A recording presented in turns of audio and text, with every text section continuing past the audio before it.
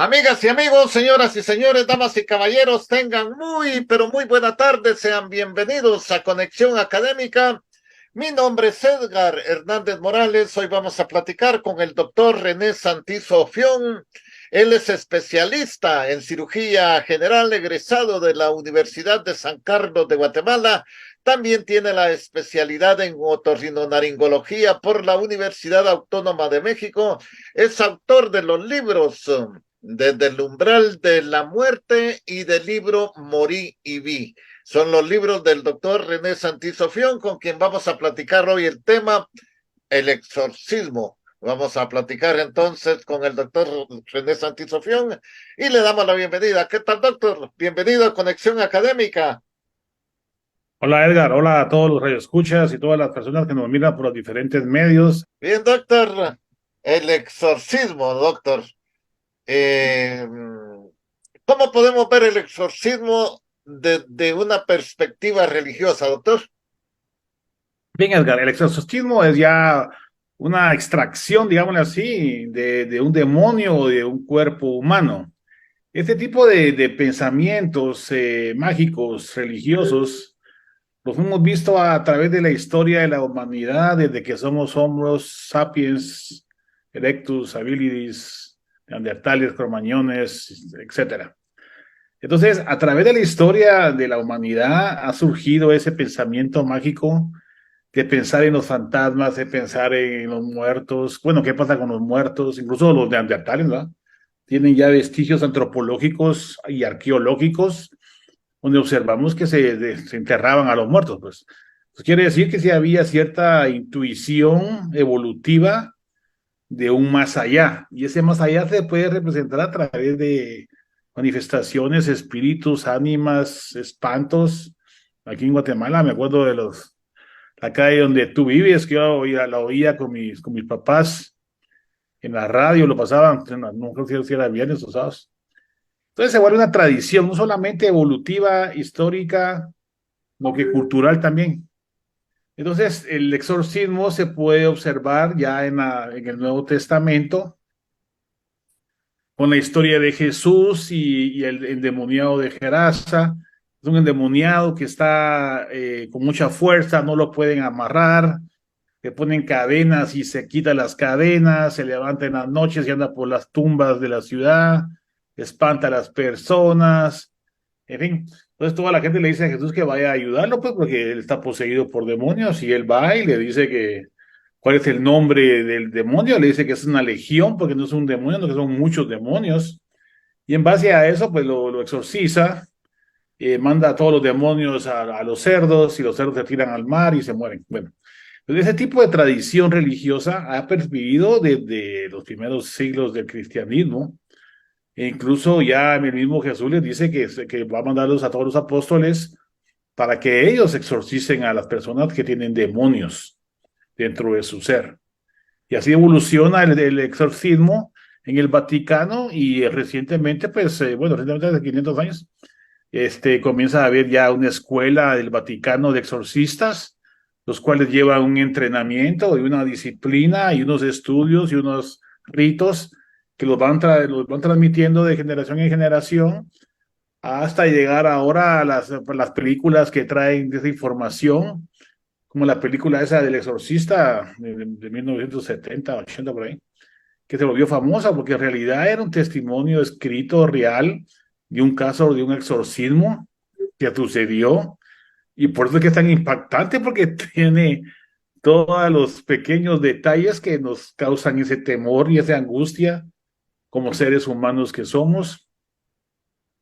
Y ahora más aún con la historia de los exorcistas actuales, el padre Amor, el presidente de los exorcistas del Vaticano, que falleció recientemente, y aquí en Guatemala, pues el padre Hugo Estrada, el padre Abelardo Pérez, con quien nosotros hicimos un grupo, una serie de pláticas, de seminarios, conversatorios, donde invitamos a psiquiatras, a psicólogos, a pastores evangélicos que también hacen ese tipo de exorcismos y compartimos las historias que ellos nos contaban, lo que habíamos leído y todo lo que se ha podido establecer a nivel científico y a nivel religioso. Entonces quiere decir que si hay un aspecto religioso que valida este tipo de experiencias, que aunque tal vez es un porcentaje pequeño, como dice el Padre Amor, que hizo más de 5.000, no sé cuántos miles de casos, son pocos los casos que realmente se salen fuera de lo normal.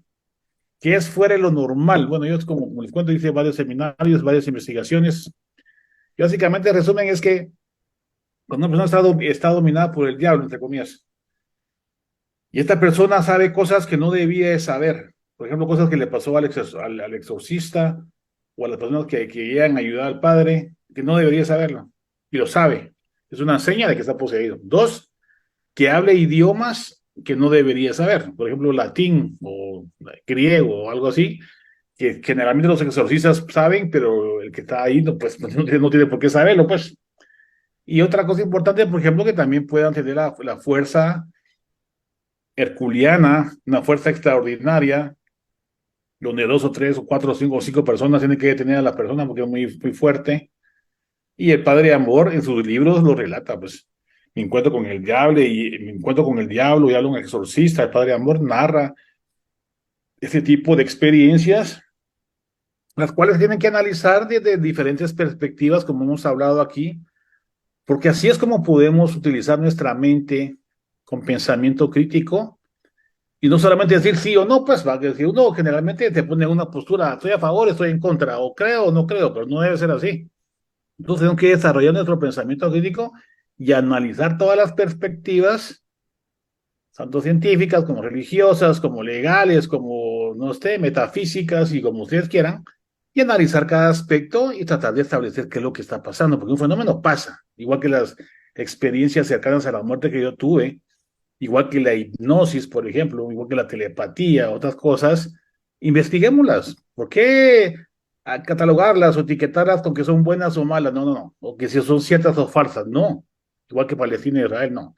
No tomamos una postura, analicemos todo el conjunto, utilicemos nuestro pensamiento crítico, nuestra razón, le bajamos a la emoción al pensar y ya podemos discutir si es cierto o no, si es valedero o no, si hay algunos casos extraños que podemos investigar y cómo los podemos investigar. Doctor, y tiene uno razón que le dé miedo ese tipo de cosas y podría ser, digamos, de que alguien crea que está poseído, que pueda engañar incluso a las autoridades religiosas. Por supuesto, que realmente este tipo de fenómenos, si lo vemos desde el punto de vista religioso, tiene que ser sometido a análisis, primero científicos, como pudimos establecer en esos simposios que hicimos nosotros hace unos años, hicimos como 4 o 5. Entonces, si analizábamos eso, que el paciente con ciertas características de posesión demoníaca causan miedo, por supuesto, a cualquiera le va a dar miedo que una persona de repente, una niña o un niño, comience a hablar con una voz de adulto, una voz de ultratumba y una voz así fea, y comienza a saber cosas que no debería de saber. Por ejemplo, me dice a uno, bueno, usted anoche desayunó tal cosa, o cenó tal cosa, ayer se pasó algo, o qué fue lo que le hizo a su papá, a su mamá, o a cosas que pasaron ya hace mucho tiempo, que no debería de saber. Entonces, eso impacta a las personas, porque no debería saber. Entonces, ¿causan miedo? Sí, por supuesto, porque está fuera de la comprensión. Y el ser humano generalmente tiene miedo a lo desconocido, a lo que no sabe qué es lo que pueda pasar o le que pueda causar daño. Entonces, motivos para tener miedo ante un exorcismo, por supuesto que hay. Incluso nosotros lo que concluimos en esos estudios que hicimos fue que debería de verlo primero un psicólogo y un psiquiatra para descartar todas las posibilidades médicas. Y una vez visto estos fenómenos y descartado las patologías científicas, entre comillas, ya pasa a un plano espiritual, a un plano religioso, un plano católico, evangélico, musulmán o lo que quieran, porque en todas las culturas, en todas las tradiciones, en todas las religiones hay ese tipo de pensamientos, como el vudú, por ejemplo. Entonces quiere decir que en todas las religiones hay. Entonces, nuestra misma naturaleza humana nos causa miedo lo desconocido. Entonces, ¿tenemos razón de tener miedo? Sí, por supuesto. Lo que tengo que hacer es tratar de averiguar cómo podemos ayudar a la persona. Por eso nuestro pensamiento crítico, nuestros pensamientos para desarrollar un pensamiento crítico es, primero, aceptar, tolerar y respetar la opinión de los demás.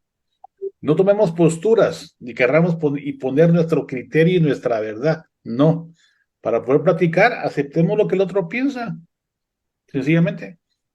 Yo puedo tener parte de razón, él puede tener parte de razón. Ante la incertidumbre de la verdad, oigámonos, busquemos el bien común y apoyémonos para salir adelante. Entonces, eso se trata de pensamiento crítico. Conocernos a nosotros mismos, hasta qué punto nuestra mente puede ser poseída y conocer cómo nos relacionamos con los demás para poder avanzar en este desarrollo de pensamiento crítico y enseñar a pensar y enseñar a dialogar sobre todos los temas polémicos que hemos estado platicando aquí en estas actividades. Entonces, ¿sí hay razón para tener miedo, Edgar? Sí hay razón para tener miedo.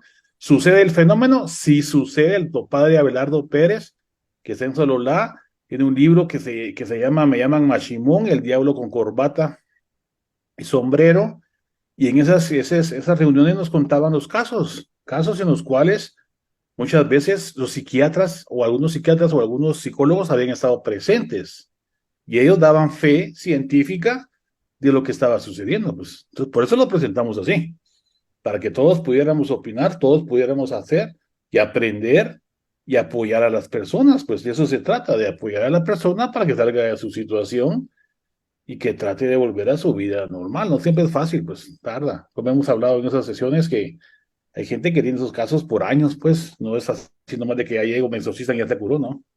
Son terapias prolongadas que pueden tardar años o meses o mucho tiempo. Que no todos son iguales. Doctor, y hay personas, hay un estudio que determine si hay personas más expuestas a ser poseídas.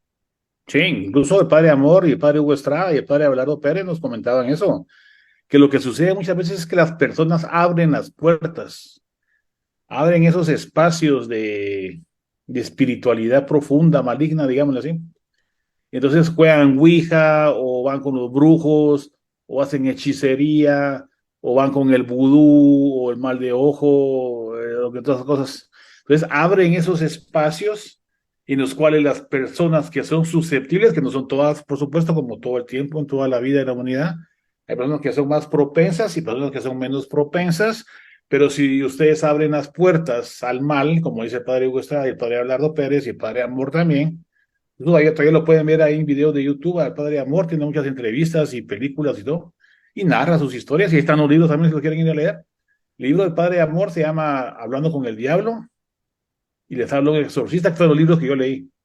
El padre Hugo Estrada, Hablando del Diablo, se llama su libro, y el libro del padre Abelardo Pérez se llama Me llaman Mashimón.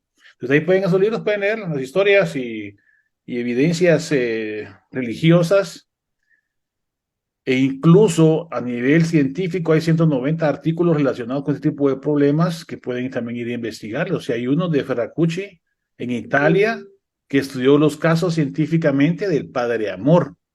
El padre Amor cuenta un caso en el cual le preguntan a él en una entrevista en la televisión española que si aparte de ese tipo de cosas como tener muchas fuerzas, saber cosas desconocidas, hablar otros idiomas, había visto otro tipo de experiencias fuera paranormales, digamos.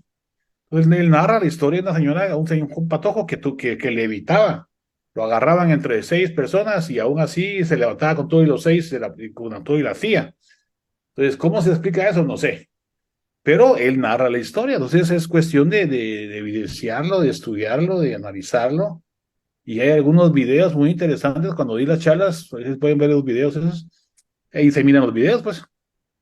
Que sí son interesantes porque hay que analizarlos científicamente para poder tratar de establecer qué es lo que pasa desde el punto de vista físico.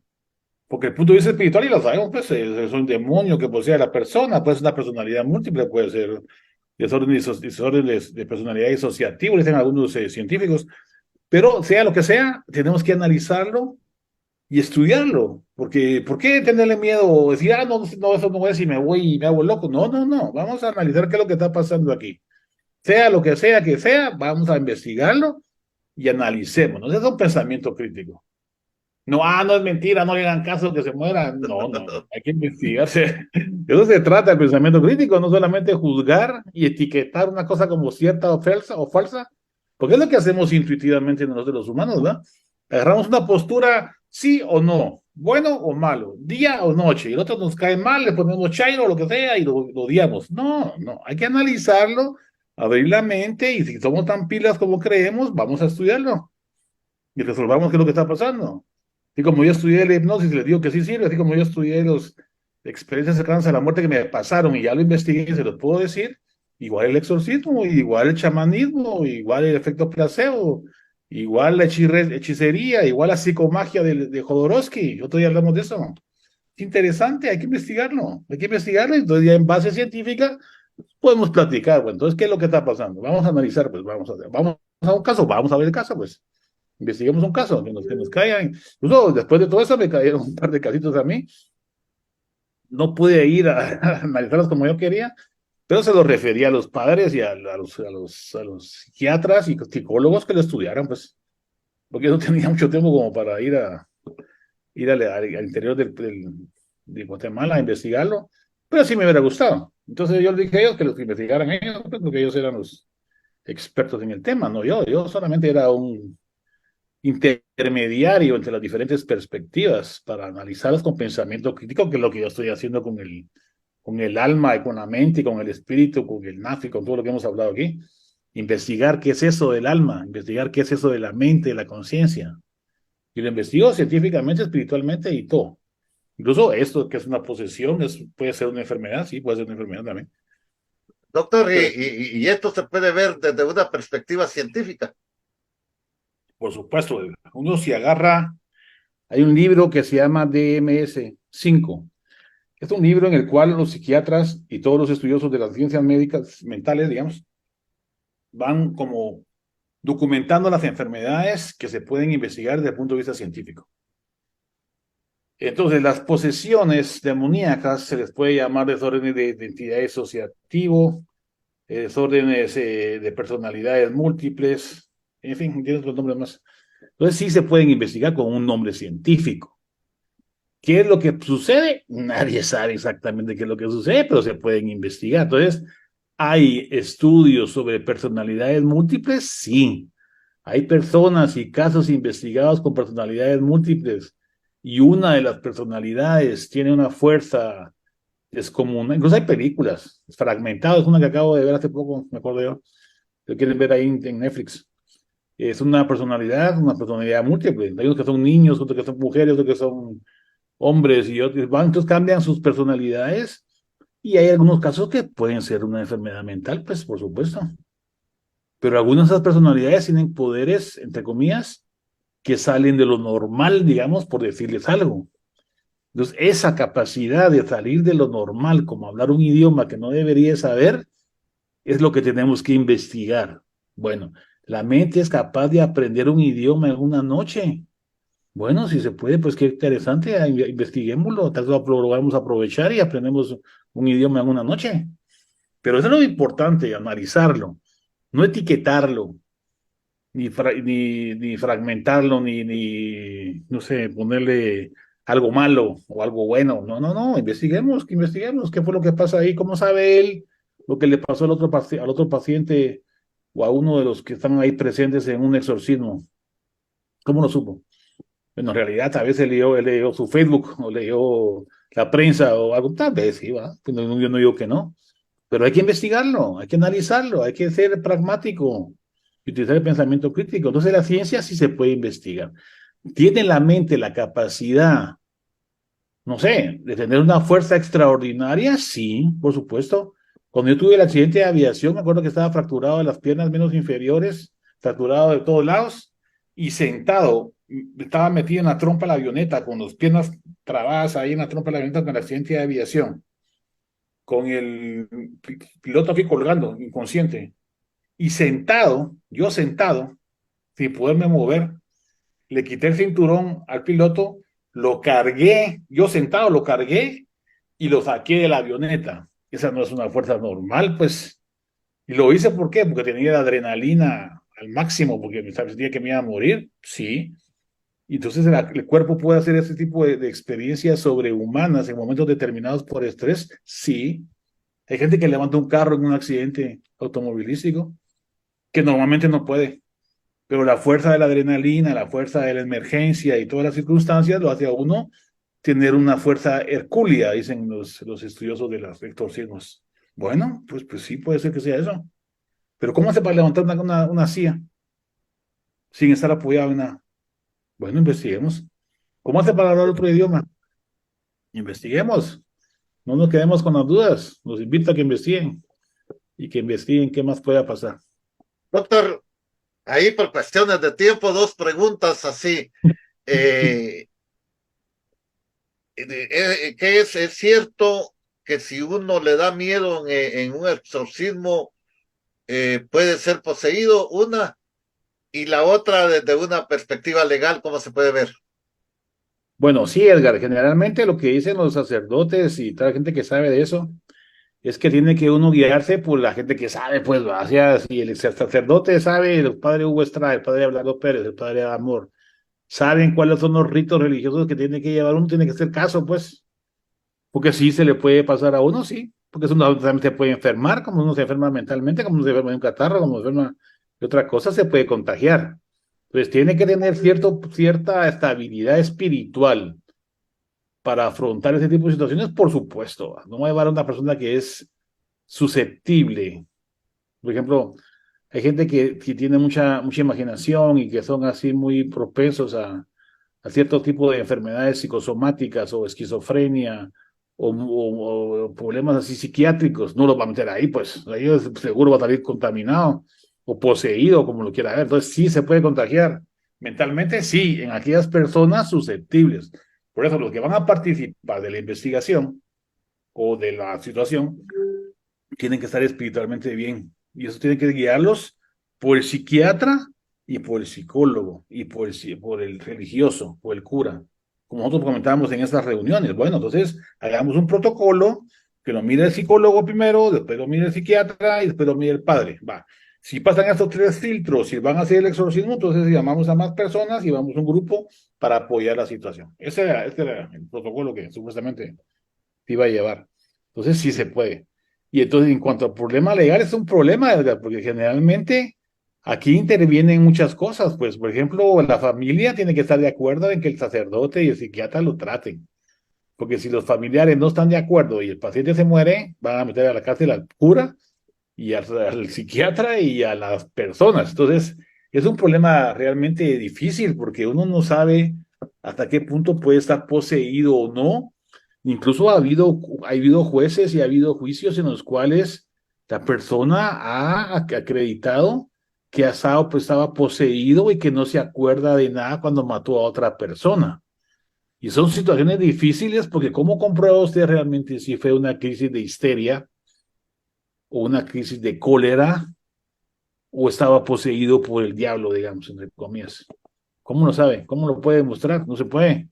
Entonces tenemos que hacer un montón de investigaciones, bueno, ver si compró el arma antes, ver si estuvo premeditado, ver muchas cosas, o sencillamente un ataque de euforia mata a otra persona, si la cuchilla solamente una vez o le mete 50 cuchillazos. Entonces esas cosas ya comienzan a ver los aspectos legales para poder determinar si la persona realmente estaba poseída o realmente es malo, pues porque la psicopatía los psicópatas asesinos, como hemos hablado aquí en otras ocasiones, tienen factores genéticos, factores epigenéticos, factores culturales, factores ambientales, factores sociales, factores familiares, y todo eso se va sumando, pues. No es que sea bueno o malo así de nacimiento, no. Se va creando la persona bajo ciertas circunstancias y puede llegar a ser un asesino en serie, un psicópata asesino, o un psicópata solo por una ocasión, porque estaba poseído por el demonio, por lo que sea. Entonces sí puede suceder. Entonces el problema legal es sumamente difícil poder establecer si realmente la persona tiene o no memoria del asesinato de su cónyuge en la cama, por ejemplo, porque lo mató ahí en un ataque de cólera, bueno, no sé. Entonces habrá que investigar. No estoy diciendo que sea siempre así, ¿va? Pero sí se puede investigar y tratar de establecer hasta qué punto una persona legalmente cometió un asesinato porque no se acuerda qué pasó o la mano asesina. Hay un síndrome interesantísimo de enfermedades mentales en la cual la mano hace cosas que la persona no está consciente que está haciendo. Eso Es un caso interesantísimo, otro día platicamos de esto. Entonces, puede agarrar una mano o un cuchillo y matar a alguien así, y la persona no puede controlarlo. Sí, puede pasar, hay una enfermedad así. Entonces, es una gama de patologías mentales las que existen en el ser humano, que es un gran misterio. Nos falta mucho por aprender, nos falta mucho por conocer. El efecto placebo y el creer en el vudú me puede matar, sí. El efecto placebo y la creencia en la brujería, el mal de ojo y todo me puede matar, sí. También me puede salvar una creencia y una fe tremenda, sí, como salvó a la señora de la menstruación Jesús cuando dijo que se había salvado por su fe. Pues igual, también uno se puede curar por fe. Entonces la fe es muy importante, tal vez sería el mensaje más importante de esta charla, que debemos tener mucha fe para cosas buenas y tener cuidado de la fe en cosas malas, porque la fe mueve montañas y puede salvar o matar a otra persona. Bien, doctor, se nos terminó el tiempo, doctor, en Conexión Académica. Muchísimas gracias por haber compartido con toda la audiencia, con todos los oyentes, doctor. Muchísimas gracias. Esto fue Conexión Académica. Con el doctor, sí, con el doctor René Santisofión. Él es especialista en cirugía general, egresado de la Universidad de San Carlos de Guatemala. También tiene la especialidad en otorrinolaringología por la Universidad Autónoma de México. Es autor de los libros Desde el umbral de la muerte y del libro Morí y vi. Ahí están los libros del doctor René Santisofión. Con él platicamos el exorcismo esta tarde en Conexión Académica. Muchísimas gracias a todos.